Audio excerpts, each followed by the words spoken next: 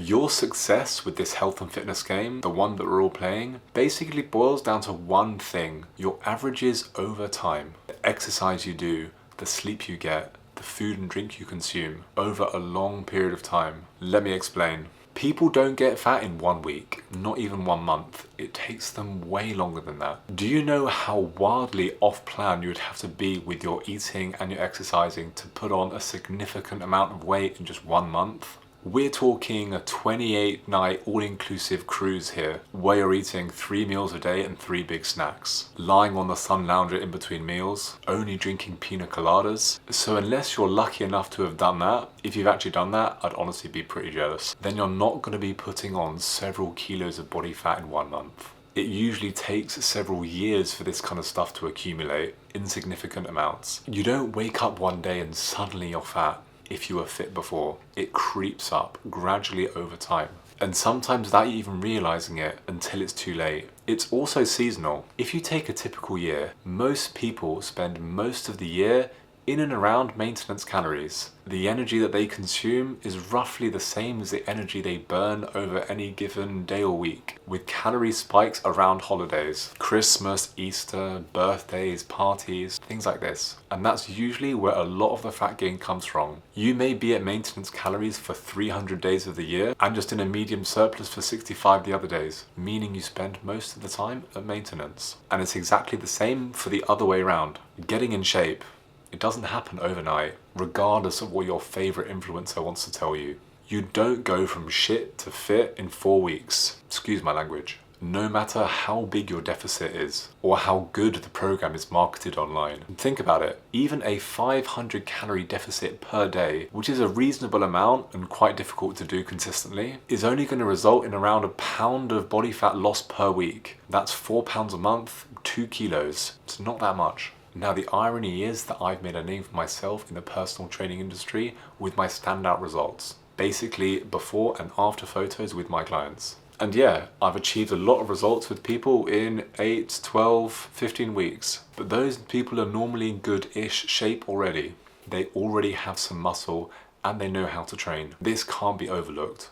2, they also don't have that much fat to lose. Maybe 5 to 10 kilos, and it's achievable to lose that in a 12-week time period if you're super on it, listening to my instructions. But most of the time it takes far longer than that to get significant results. We're talking a year here, 2 years, 3 years plus, easily. And think about it like this. If it took you 10 years to get out of shape after you left university, after you stopped exercising regularly because you're prioritizing your career, then it'll probably take you a good few years to get back in shape after that. A couple of years of hard work with your training and your diet, and now that you're in your 30s, to get back into decent nick again. It's not going to happen in 12 weeks. That's just wishful thinking. Because also remember this, being in shape gets harder the older you get. It's easy to be in your shape when you're in your late teens and 20s. You play sport, you party hard, you eat food, you drink a lot, and voila, you're in shape. You never have to worry about being out of shape. And it's much harder when you're in your 30s. You accumulate life baggage. I'm not sure if that's a technical term, by the way. Kids, husbands, wives, pets, mortgages. You've got other strains on your energy, on your time, other commitments. It's not straightforward. Life isn't as simple as it was when you're in your teens. We can all agree with that. My Aura ring gave me some interesting stats on New Year's Eve, which to be honest, I wasn't expecting, but I was super happy I received them. And by the way, I'm not affiliated with the Aura ring at all. I'm just telling you because I find it useful. It showed my bedtimes over the year, my wake times, how many steps I did, how stressed I was, training sessions done, yearly averages, things like this. And honestly, it was really eye-opening, even for me, because we all subconsciously fall into the confirmation bias trap, defined as the tendency to interpret new evidence as confirmation of one's positive beliefs, or something like that. A common example for you is January. You've just finished Christmas. You're on the health and fitness bandwagon. Enough's enough, you're ready to start. New Year's behind you, it's January the 4th and you're ready to go. First 2 weeks go really well. You go to the gym 3 times and you're training hard. You're smashing it. But the next couple of weeks, the last 2 weeks of January, you only managed 2 training sessions. And I guarantee this, 9 times out of 10, you'll respond with 3 times when someone asks you how many times you go to the gym. No one will be saying 2, and